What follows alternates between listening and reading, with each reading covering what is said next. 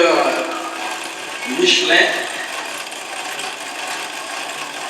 et professeur Saliac, deux collègues professeurs qui mettaient tout pour aller dans la classe là pour faire une marché et pour faire une réalité ça que la vive quotidienne. Moi je dis bonjour à tout le monde qui a participé à la grande conférence aujourd'hui. Tout le monde qui a participé en présentiel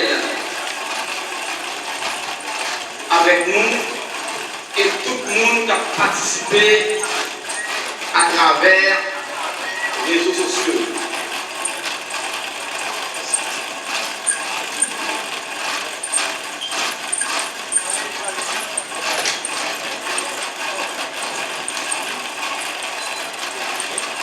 Donc c'est un plaisir pour moi-même pour me prendre la parole aujourd'hui qui 8 octobre dans l'occasion ça pour commémorer la mort le grand Henri Christophe. D'autant plus que pour faire aujourd'hui, l'hypothèse sur un domaine qui intéresse mon vie comme professionnel de l'éducation.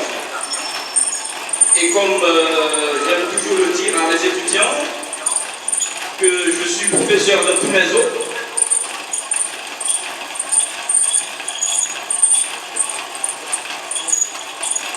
Donc c'est un double plaisir pour moi-même pour participer à la conférence et pour moi intervenir. Étant donné que le temps qui est réparti, c'est un temps limité, très limité, je vais aller très vite. Comme vous le savez bien, le thème de cette conférence est bien politique éducative de Christophe. Où en sommes-nous aujourd'hui? Avec 4 sous-points. Premier sous-point, c'est sous-point côté que nous gagnons Dr. Dickinson qui est intervenu sur lui, c'est la politique de Christophe, la politique éducative de Christophe pour l'enseignement classique. Et le deuxième sous-point, c'est bien Madame Emma Danis qui est intervenue sur lui. Ce deuxième sous-point, c'est la politique éducative de Christophe pour l'enseignement technique et professionnel. Et nous avons un troisième sous-point qui c'est la politique éducative de Christophe au niveau, du moins pour l'enseignement supérieur, que nous gagnons Dr. Charles qui est intervenu sur lui.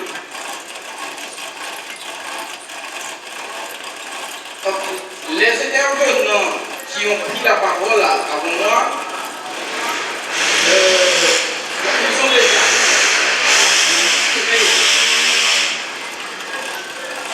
ils ont déjà structuré leurs interventions,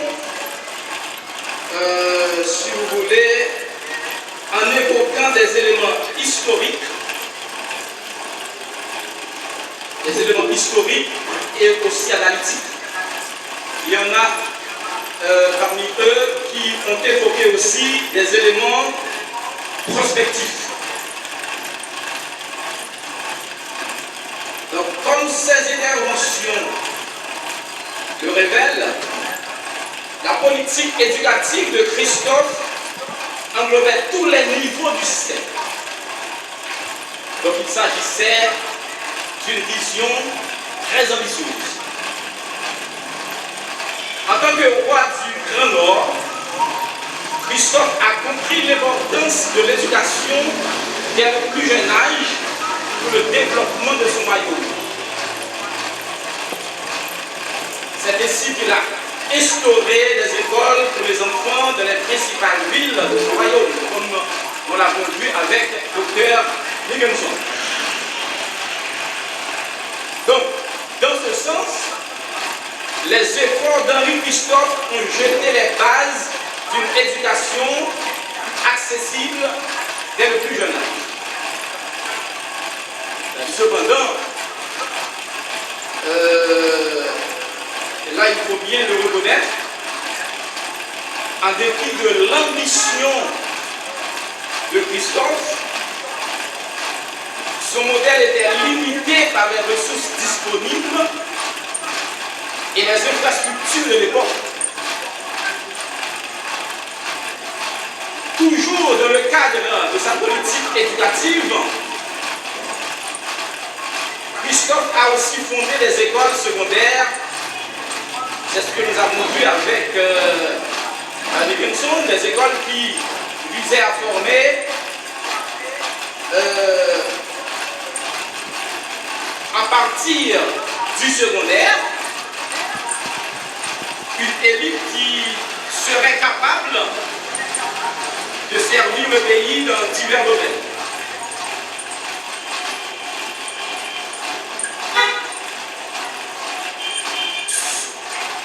Au niveau de l'enseignement supérieur, comme nous venons de le voir avec Charles, le roi Christophe a encouragé la création d'institutions d'enseignement supérieur, notamment l'Académie royale.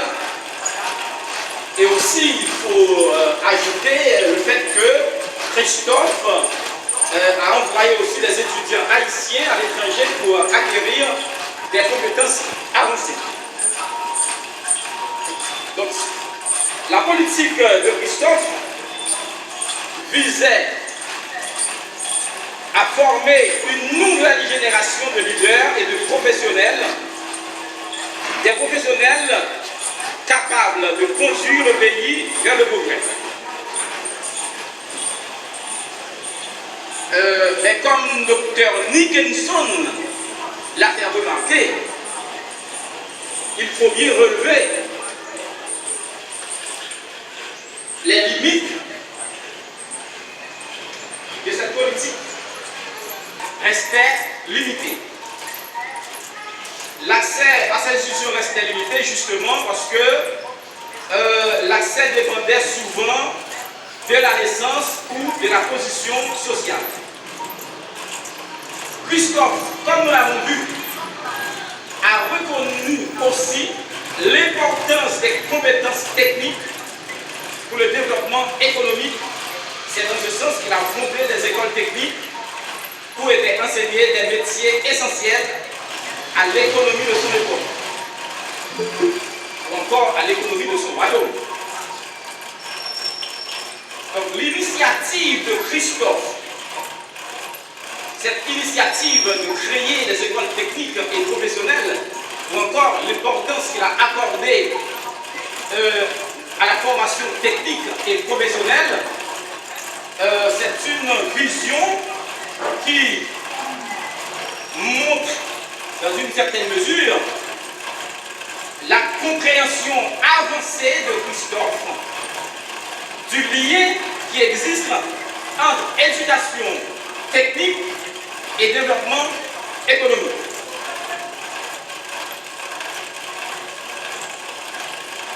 Maintenant, la question à laquelle je suis invité à répondre, c'est la question de savoir qui côté nous est quotidien par rapport à la politique éducative Christophe.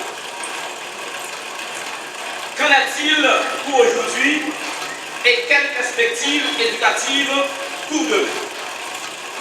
Donc ça, c'est une question qui invite nous à regarder qui côté nous est par rapport à la politique éducative Henri Christophe.